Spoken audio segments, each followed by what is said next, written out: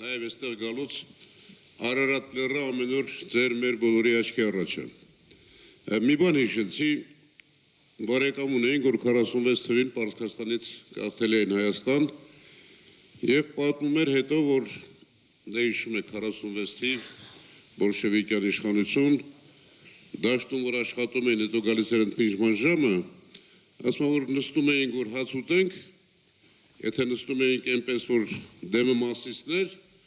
բրիգադիրը գալիս ասում էր, այդպես մի նստեք, պտտվեք մեջքով նստեք, որ նայեք անընդհատ հաց ուտելուց մասիսին, ձեր մեջ ազգային բաներ կառաջանա եւ այլը եւ այլը։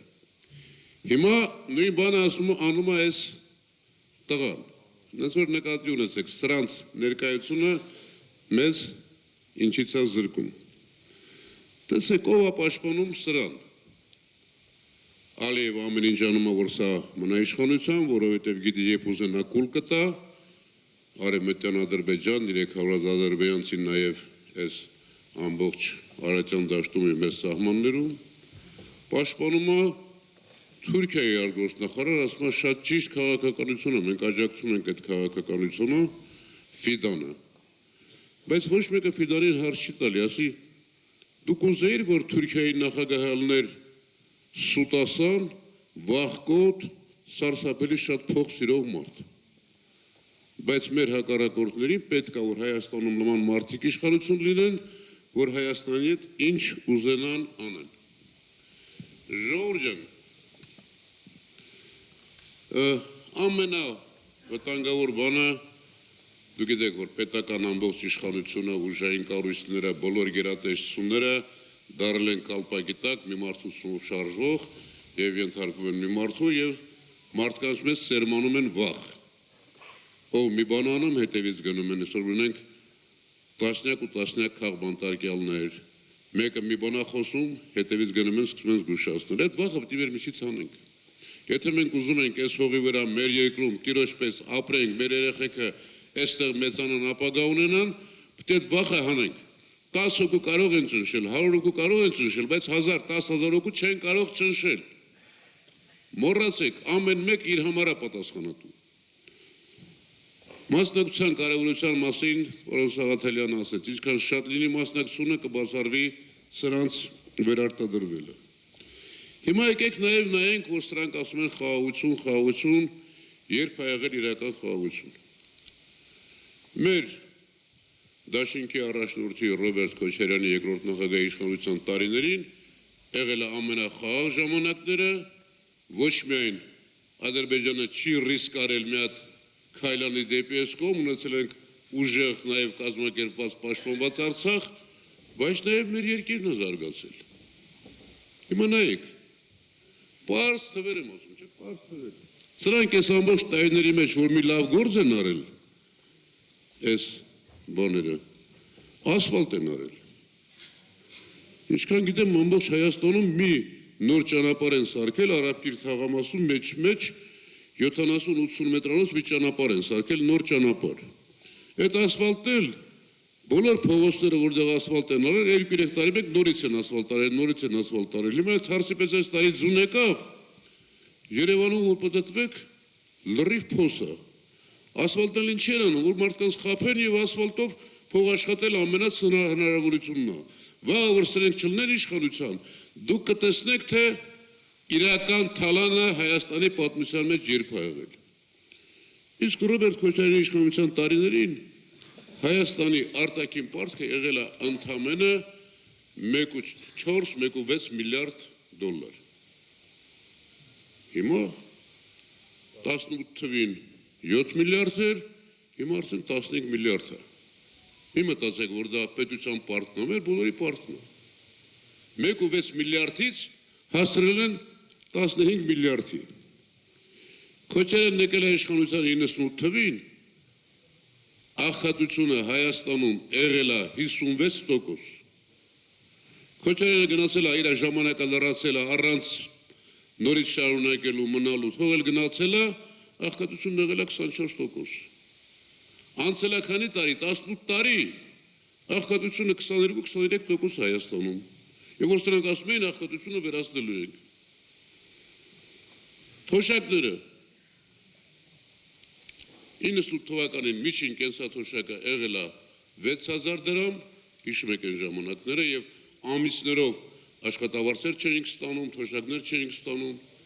Քոչարյանը գնացել է 2008 թվականին միջին կենսաթոշակը եղել է 30000 դրամ։ 5 անգամ աճել է 10 տարում, անցել է 18 տարի,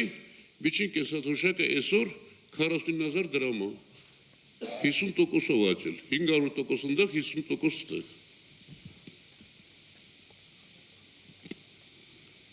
Աշխատատեղերը, ժողովուրդ ջան, հիմա շատ են խոսում աշխատատեղերի մասին։ Ռոբերտ Քոչարյանի իշխանության տարիներին, առաջի 2 տարին դեռ շատ բարդ էր, մինչև վերականգնվեցինք, 2000 թվականից մինչև 2007 թվականը ներառյալ ամեն տարի ստեղծվել է 25000-ից 45000 աշխատատեղ։ Ամեն տարի հաշվետվություն ենք ներկայացնում, մեկ առ մեկ գրած, որտեղ, որ ոլորտում, որ հիմնարկում քանի աշխատատեղ է ստեղծվել։ Ասեցի, սրանք մենակ ասֆալտ են լրել։ Մի հատ նայեք Քոչարյանի օրոք ինչեր է կառուցվել։ Ինչքան նոր ճանապարհներ, կամուրջներ, հսկայական ճանապարհներ, ինչ ասես։ Մի հատ որ դրանք շարքով նայեք, կիմանաք թե տարբերությունը իրական որն է։ Դեռ չեմ խոսում անվտանգության մասին, ինչքան անվտանգ եղել, Արցախ ենք ունեցել եւ այլն։ 2-3 բան կասեմ, որ մեր թիմը, մեր առաջնորդը անվտանգության առումով, ուժեղ արտաքին քաղաքականության առումով բացառիկ է, կարծում եմ ոչ մեկը չունի, գաղտնիք չունի, բայց հիմա գալիս ենք ընտրության, նաև պիտի պարզ բաներ ասենք մեր ժողովրդին։ Օրինակ, ասում եմ, որ մեր ծրագրով մենք գալու ենք եւ առաջի 2 տարին 27 եւ 28 թվերին գույքահարկը 25%-ով էժանացնելու ենք։ Հիշում եք 4 տարի 25% բարձրացրեցին, 100%-ով գույքահարկը բարձրացավ, որը վերաբերում է մեզանից յուրաքանչյուրին։ Իհարկե, դա չի վերաբերվելու գերթանկարժեք դղյակների, թանկարժեք գույքերին։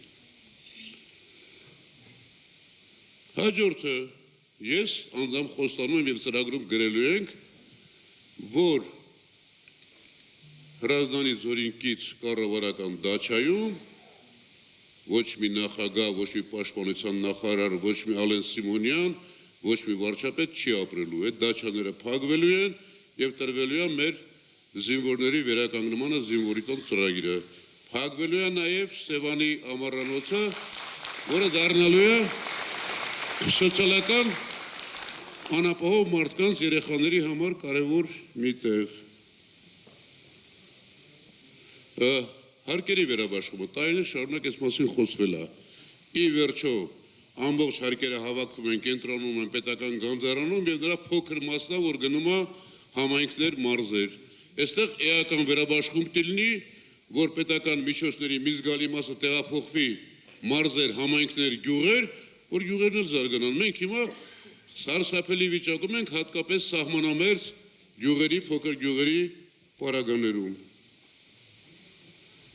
Եվ մի բան էլ ասեմ, ժողովուրդ ջան, կարծում եմ կարևոր է։ Օրենքով արգելվելու է պետական պաշտոնյաների կամ նրանց կանանց ու ընտանիքի անդամներին բարեգործական հիմնադրամներ ստեղծել, որ ժողովրդի փողը չհավաքեն ու Աստված գիտի ինչ անեն։ Ծրագիրը կլինի, ավելի մանրամասն խոսենք, բայց որ այս ուժը ունի ռեալ պատկերացում եւ փորձառություն եւ այս ուժի իշխանության պարագայում կտեսնեք, որ տարիներ անց մենք իսկապես կունենանք ուժեղ, արժանապատիվ, հպարտ երկիր, որը կկարողանա բոլորի հետ խոսել հավասար իրավունքով։ Շնորհակալ եմ։